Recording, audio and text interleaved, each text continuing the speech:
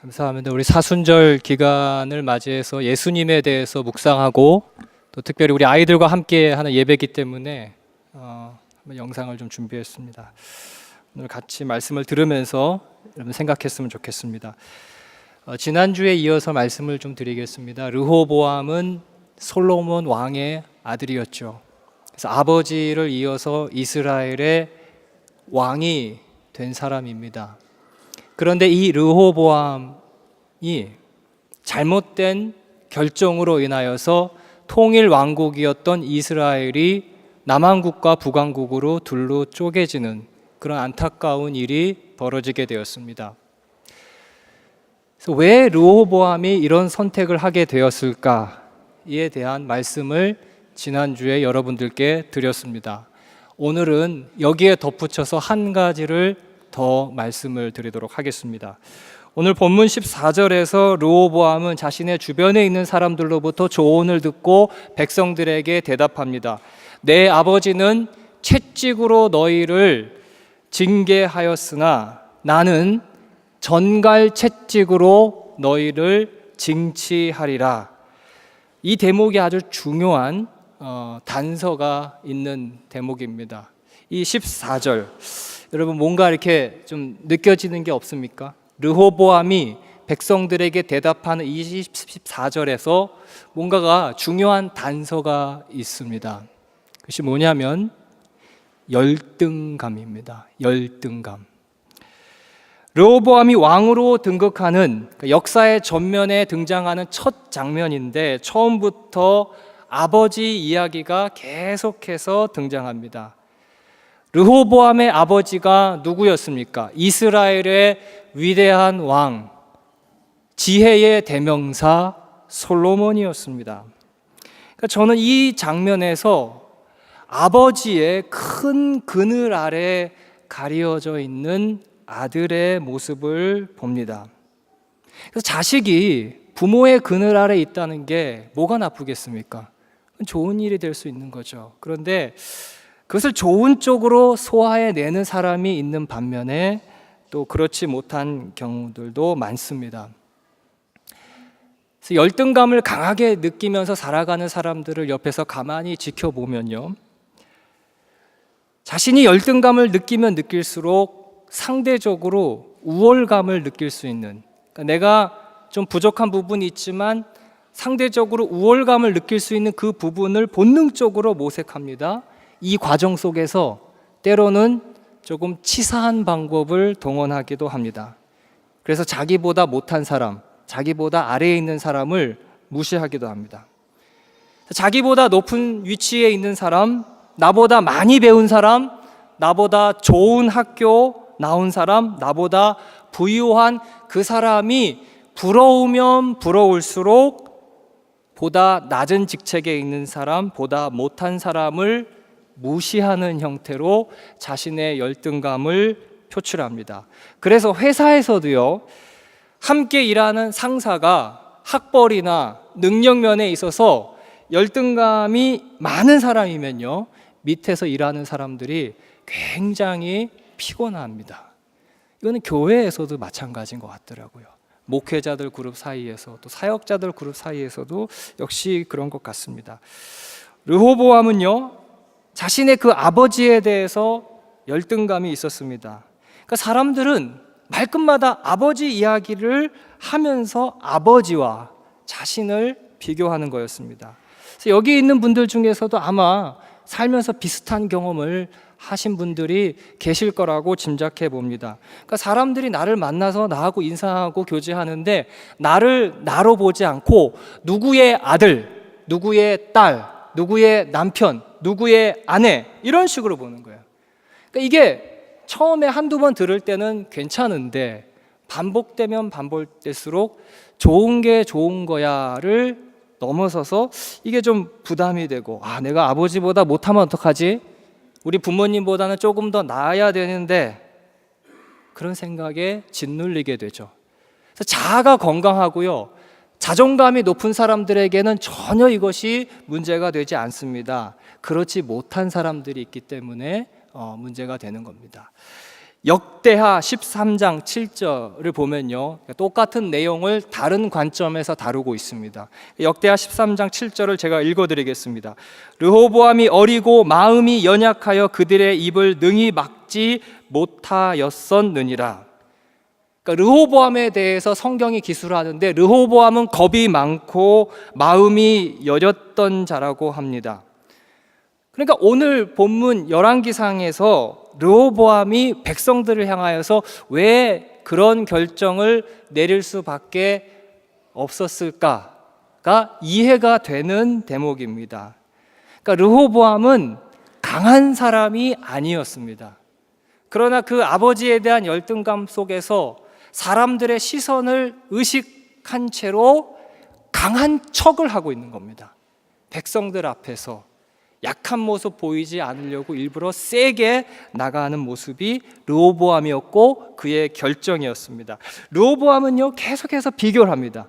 그래서 그의 시선은 늘 하나님에게로 가 있지 않고 백성들에 가 있지 않고 주변을 늘 두리번 거리면서 자기의 인생을 살지 못하고 있는 것을 르호보암이 보여줍니다. 그래서 나보다 조금 나은 환경, 나보다 좀 괜찮은 배경, 좀 더 많이 배운 거, 좋은 학교 나온 거, 그거를 만회하기 위해서 손쉬운 방법으로 자기 자신과 동일시할 수 있는 것들을 찾죠. 그래서 한국 사람들이 가장 많이 손쉽게 택하는 방법이 뭡니까? 좋은 자동차를 타고 다니는. 그래서 그 좋은 자동차에, 승용차에 나 자신을 일치시키는, 혹은 무리를 해서 명품 시계를 사서 차고 다니면서 애써 말할 때마다 이렇게 보여지는, 그래서 마치 자신이 명품이 된 듯한 그런 착각을 하게 되는 거죠. 이것도 저것도 안 되면, 그럴 형편이 안 되면 제일 만만한 대상 누굽니까? 자녀들. 그래서 자기 자식들을 통해서라도 내 우월감을 표현하고 싶은 거죠. 그래서 부모님들이 열등감이 많은 분들일수록 애들을 쥐잡듯이 잡습니다. 너라도 좋은 학교를 가야 된다. 이게 우리 한국 사회에서, 한국 사람들에게서 많이 보는 모습입니다. 빌립보서 3장 5절입니다. 나는 8일 만에 할례를 받고 이스라엘 족속이요 베냐민 지파요 히브리인 중에 히브리인이요 율법으로는 바리새인이요 열심으로는 교회를 박해하고 율법의 의로는 흠이 없는 자라. 사도 바울의 고백인데, 할례, 이스라엘 족속, 베냐민 지파, 히브리인 중에 히브리인, 열심, 율법의 의, 이런 모든 것들이 사도 바울이 다메섹에서 예수님을 그가 직접 만나기 전까지 바울 자신이 동일시했던 것들의 목록입니다. 그래서 열심, 히브리인 중에 히브리인, 내가 어느 가문이고 어느 혈통이고, 그런 것들을 자기에게 일치를 시키면서 늘 당당했죠. 어디 가서 꿀리지 않고 나는 언제나 자랑스럽게 그것을 생각하면서 살아왔던 자다. 이것이 바울의 생각이었지만 다메섹 도상에서 예수 그리스도를 만나고 난 이후에 그것이 완전히 무너져 버렸습니다. 그래서 바울은 그가 이전에 자신과 동일시했던 많은 것들의 무가치함을 깨닫게 되었고, 심지어 그것들을 다 배설물로 여긴다고까지 말했습니다. 그러니까 그토록 많은 것들이 예수 그리스도를 아는 지식 앞에서 모두 다 무의미해지게 되는 것입니다. 저는 이것을 일컬어서 저 나름대로 한번 정해봤는데, 필연적 허무라고 정의를 해봤습니다. 그러니까 모든 사람들은 필연적 허무를 다 느낄 수밖에 없습니다. 신앙이 있건 없건 반드시 다 느끼는 순간은 죽기 전에 다 느낍니다. 근데 이걸 빨리 느끼는 사람일수록 성숙한 인생을 살 수 있습니다. 너그러운 인생이 될 수 있고, 신앙인들은 더 참된 그리스도인이 될 수 있습니다. 예수 그리스도 안에서 예수님과 인격적인 교제, 단지 명목상의 그리스도인, 명목상의 예수를 안다 말하는 사람보다 더 가서 그분과 인격적인 교제에 깊이 들어가는 모든 사람들은 다 이 필연적 허물을 느끼게 됩니다. 바라기는 여기 계신 모든 분들이 예수 그리스도와 그런 인격적 교제를 누리시기를 주님의 이름으로 축원드립니다. 누가복음 9장 49절로 50절, 오늘 시간이 없는데 요거 하나만 좀 찾아보겠습니다. 이 시간이 많이 가서 오늘은 제가 좀 설교를 좀 많이 줄이면서 하고 있습니다. 여러분 좀 이해해 주십시오. 누가복음 9장 49절로 50절, 제가 가지고 있는 성경책은 108페이지입니다. 읽겠습니다. 요한이 여짜오되 주여 어떤 사람이 주의 이름으로 귀신을 내쫓는 것을 우리가 보고 우리와 함께 따르지 아니함으로 금하였나이다. 예수께서 이르시되 금하지 말라. 너희를 반대하지 않는 자는 너희를 위하는 자니라 하시니라. 아멘. 그러니까 어떤 사람이 예수님의 이름으로 귀신을 쫓아내는 것을 제자들이 봤습니다. 근데 제자들이 기분 나빠합니다. 그 모습을 보고. 그래서 귀신을 쫓아낸 자가 자기 쪽 사람들이, 그러니까 우리에게 속한 사람들이 아니라는 그 이유 때문에 기분 나빠하는 겁니다. 그러니까 쉽게 비유로 표현하자면 우리 이웃교회가 있는데 이웃교회가 아주 잘 돼요. 아주 성도들도 넘쳐나고 예배도 은혜롭고, 근데 우리 교회는 맨날 그냥 저냥입니다. 근데 이웃교회가 잘 되는 것에 대해서 우리 교회 사람들의 반응이 좋은 식으로 나오지 않는 겁니다. 그거 다 거품이다. 다 쓸데없는 사람들이고 거쳐가는 사람들이다. 내지는 우리는 왜 저렇게 안 하냐? 우리는 왜 저렇게 안 하냐? 이렇게 반응할 수밖에 없는 게 우리들의 모습이고 우리들의 실력이고 오늘 우리가 읽은 누가복음 9장 속에서 제자들의 모습이라는 것입니다. 제자들이 그렇게 빈정거렸던 결정적인 이유가 성경에 있습니다. 바로 앞에요. 누가복음 9장 40절을 보면요, 거기에 어떤 내용이 나오냐면 제자들이 귀신들을 쫓아내지 못했습니다. 바로 앞에서요. 그런데 어떤 사람이 주님의 이름으로 귀신을 쫓아낸 거예요. 야, 우리가 못하는 거 쟤네들이 했네. 그러니까 그럼 이제 뭐로 꼬투리 잡을까? 우리 쪽 사람이 아니구나. 아시겠습니까? 이 열등감, 열등의식이었습니다. 이 열등의식이 개인뿐만 아니라 공동체적으로도 투사될 수가 있다는 것입니다. 그래서 저희들이 본 누가복음 9장, 그러니까 46절부터 56절까지 이것을 전체로 보면요, 여기에 세 장면이 등장하는데 거기에 보면 하나같이 다 비교하고 상대를 깎아내리는 문제를 다루고 있습니다. 46절에 그 시작이 어떻게 시작되고 있죠? 제자 중에 누가 크냐 하는 변론이 일어나니, 이렇게 하고 있잖아요. 근데 여러분 성경 읽으면서 그런 생각 안 해보셨습니까? 왜 갑자기 뜬금없이 제자들끼리 논쟁하는 얘기를 도입부에 이 얘기를 하고 있을까? 성경은 뜬금없는 기술이 없습니다. 다 연결이 되어 있습니다. 그 단서가 어디와 연결되어 있냐면 또 바로 앞에 28절부터 36절의 말씀과 그 내용이 이어져 있습니다. 그것이 어떤 내용입니까? 변화산 사건이죠. 변화산 사건, 예수님의 신비스러운 모습으로 변화된 그 놀라운 사건인데, 인생의 입장에서 봤을 때의 이 변화산 사건에 한 가지 문제의 소지가 있었습니다. 그것이 뭐냐면 그 놀라운 자리에, 그 감격스러운 자리에 예수님의 12제자 모두가 다 있지 않았다는 겁니다. 예수님의 제자 가운데 베드로와 야고보와 요한만이 그 자리에 있었습니다.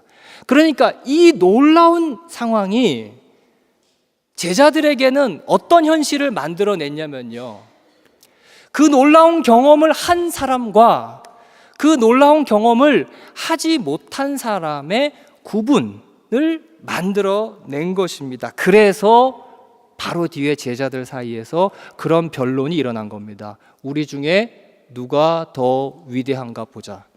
우리 중에 누가 더 훌륭한 제자인가 보자.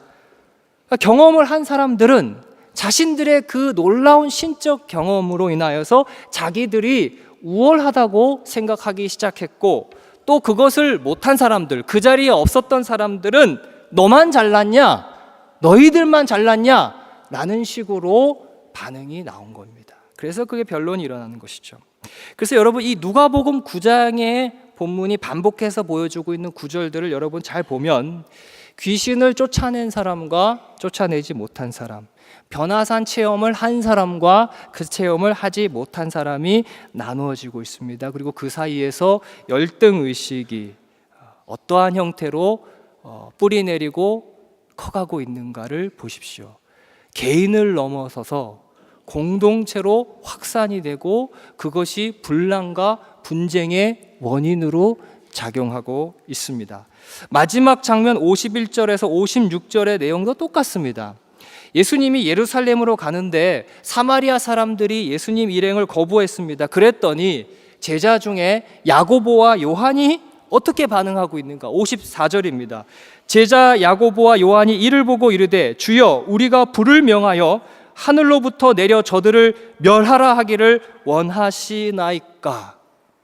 제자들의 이 의도가 뭐냐? 지까지 것들이 감히 예수와 함께하는 우리를 무시해?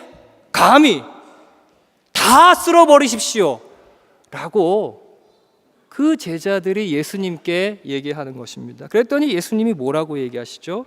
제자들을 꾸짖었습니다. 여러분, 이 각주, 성경 읽으실 때 각주 보시나요? 거기에 그 각주 한번 보세요. 51절로 56절 아래 보면 각주 1번에 이렇게 기록이 되어 있습니다. 제가 읽어드릴게요. 어떤 고대 사본에는 55절 끝에 다음 말이 있음. 이르시되 너희는 무슨 정신으로 말하는지 모르는구나. 인자는 사람의 생명을 멸망시키러 온 것이 아니요 구원하러 왔노라 하시고. 예수님이 지금 제자들을 향하여서 도대체 니네들이 지금 무슨 생각하는지 모르겠다. 제자들 사이에서 귀한 경험을 한 자와 하지 못한 자, 귀신을 쫓아낸 자와 쫓아내지 못한 자, 그런 구분이 생기고 자기들 중에서 누가 더 먼저냐, 누가 더 뒤냐, 그런 변론이 일어나고 또 사마리아 사람들이 자신들을 환영하지 않자 다 쓸어버리자, 그렇게 얘기하는 걸 보고 도대체 지금 너네들이 나를 따르는 사람 맞는 거니? 라고 예수님이 정색을 하고 제자들에게 말하고 있는 것입니다. 그러니까 이 상황에 대해서 예수님이 얼마나 안타까워하고 있는지를 여러분 보십시오. 예수님의 핏값으로 산 너희들의 존재가 그 정도가 아닌데 어떻게 그 정도를 가지고 서로 나누고 구분짓고 싸움박질하고 네가 더 낫니? 너가 더 못하니? 그런 식의 일을 할 수 있느냐? 다른 사람은 몰라도 예수 믿는 공동체 안에는 너희들은 그렇게 하지 말아야지 라는 것이 이 각주 속에 담겨 있는 예수님의 마음입니다. 우리 모든 인생은 예수 그리스도의 복음 앞에 서는 순간 자신의 그 실체를 있는 그대로 보게 되는 일이 벌어집니다. 그래서 심지어 내가 나에 대해서 알지 못하는 그 부분까지 알게 되는 일이 신앙이 깊어지면 깊어질수록 드러나게 됩니다. 내가 진짜 이런 사람이었나? 라는 것이 신앙생활을 하면 할수록 나에 대한 확신이 점점 더 무너지는 것을 알게 되죠.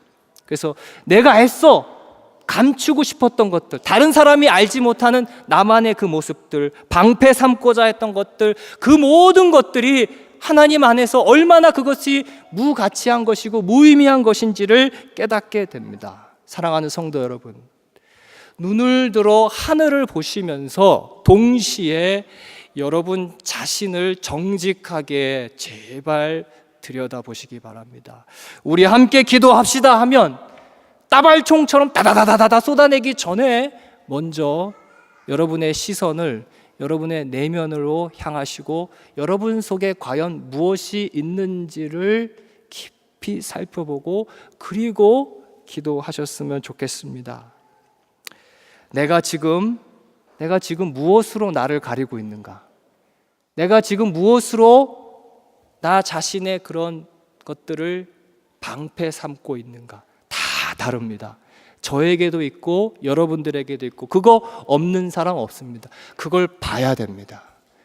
그리고 그게 무너지는 자리까지 가셔야 되는 겁니다. 성도 중에서 가정을 내팽개치고 교회 봉사에 올인하시는 분들을 봤습니다. 이분들은요, 아주 영리하신 분들입니다. 머리가 좋으신 분들입니다. 봉사나 헌신으로 다 좋은 거잖아요. 누가 다 하고 싶은 거잖아요. 그것으로 자기 방패를 삼는 분들이기 때문에 그렇습니다. 그러니까 여기에 저 같은 교역자들, 사역자들이 늘 여기에 넘어집니다. 사역이라는 이름으로, 하나님의 이름으로 일을 한다는 그 좋은 명분으로 순수하게 그 일을 가야 되는데, 그 명분으로 나 자신의 그 못난 부분을 가리고 숨으려고 하는 것이 우리 사역자들 가운데서도 있습니다. 저에게도 없지 않고요. 그래서 늘 그것을 놓고 저도 역시 하나님 앞에 기도합니다. 그런 좋은 일, 헌신을 명분 삼아 내 자신을 정직하게 보는 일을 멈추지 않게 해달라고 기도합니다. 여러분들도 그리 기도하시기 바랍니다. 이 사람이요, 돈으로 가리기도 하고 또 명예로 가리기도 합니다. 어떤 사람은 명예를 너무 좋아해서, 또 어떤 사람은 자식으로 또 이렇게 그것을 가리기도 하죠. 근데 돈도 없고요, 명예도 없고요, 자식들도 내 마음대로 되지 않고, 그래서 더 이상 방패 삼을 게 없으면, 그러면 이제 하나님 앞에 천부여 의지 없어서 다 이렇게 나와야 되잖아요. 근데 제가 지켜보니까 그렇게 안 돼요. 더 이상 방패 삼을 게 없으면 여러분, 그것이 무엇과 이어지는 줄 아십니까? 다 아시잖아요. 자존심하고 묶이더라고요. 여러분, 자존심하고 자존감은 굉장히 다른 겁니다. 더 이상 내 자신을 가릴 게 없으면 마지막에 자존심하고 묶이는데, 이거는 정말 대책이 없습니다. 그래서 목회자가 이런 분들하고는 같이 신앙 상담을 해도 도움을 드릴 수가 없습니다. 거기다 갔는데 마지막 그것이 꺾여야지 이제 하나님과 더 깊은 관계로 갈 수 있거든요. 이게 가장 큽니다. 사실 어찌 보면 돈을 내려놓는 거, 명예를 내려놓는 거, 자식을 내려놓는 것도 때가 되면 다 되게 돼 있거든요. 근데 이 마지막 이 자기 자존심을 꺾는 거는요, 사람의 힘으로 되지 않는 거를 저는 자주 봅니다.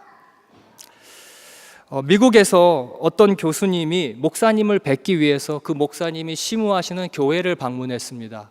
그래서 그 목사님과 교회에서 만나서 서로 대화를 하는데, 목사님이 한참 대화 중에 그 교수님에게 저기 저 구석에서 청소하고 계시는, 빗자루 들고 청소하고 계시는 저 노인분이 보이십니까? 네, 보이죠. 저분이 누군 줄 아십니까? 알겠어요? 당연히 모르죠. 누군지 모릅니다.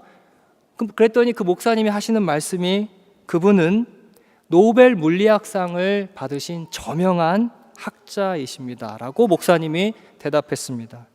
은퇴하시고 나서 순수하게 교회에서 봉사로 사찰 집사님 역할을 자원해서 맡고 계시다고 말씀하셨습니다. 그래서 평일날 교회에 나와서 교회 청소하고 화장실 청소하고 굳은 일을 다 도맡아 하고 계십니다 라고 이야기했습니다.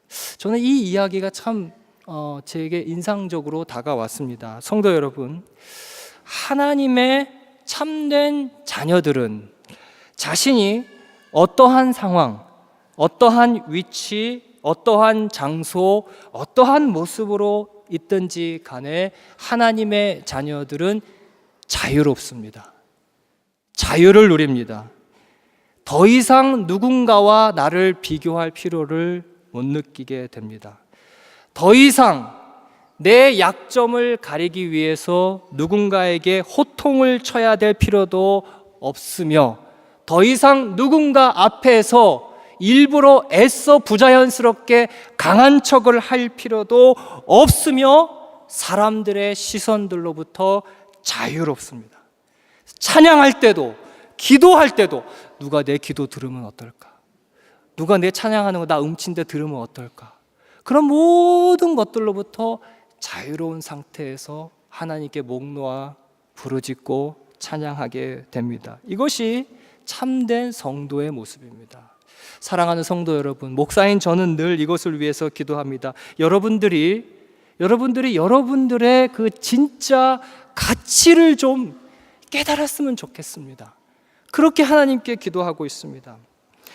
여러분들이 우리가 우리 공동체의 진짜 가치를 경험하시고 보셨으면 좋겠습니다. 하나님 그것을 다 보게 해주십시오. 하나님이 어떠한 희생을 치르셔서 여러분들을 살리시고 우리를 살리시며 이 교회를 이끄시며 오늘도 우리의 가정 중에서 하나님께서 친히 일하고 계시는가를 보셨으면 좋겠습니다 라고 매일같이 기도하고 있습니다. 그래서 누구와 더 이상 비교할 필요 없고 어느 집 자식, 어느 집 남편, 어느 집 아내와 비교할 필요도 없는, 심지어 어느 교회와도 비교하는 것이 무의미한 복되고 귀한 삶, 그것을 저를 비롯해서 모든 교우들이 깨달았으면 좋겠습니다. 늘 그 기도를 하고 있습니다. 마지막으로 이 얘기만 드릴게요. 여러분, 10계명의 맨 마지막, 내 이웃의 집을 탐하지 마라, 왜 이 계명이 들어가 있는 줄 아십니까? 오늘 우리가 말씀을 들었으면 우리는 그 답을 압니다. 내 이웃의 집을 탐하지 마라. 왜? 탐할 필요가 없기 때문에 그렇습니다. 이미 다 가지고 있습니다. 1,000억을 가진 사람이 남의 집에 10,000원 훔치러 들어갈 필요가 있습니까? 그것입니다. 예수 믿는 자들, 하나님을 아는 그의 자녀들은 남의 집을 탐할 필요를 못 느끼며 사는 자이다. 왜냐? 매일 매 순간 하나님으로부터 오는 그 풍성한 모든 것을 다 누리며 살기 때문에 여러분들이 그런 인생 사시기 바랍니다. 이것이 오늘 주님께서 우리에게 주신 귀한 말씀입니다.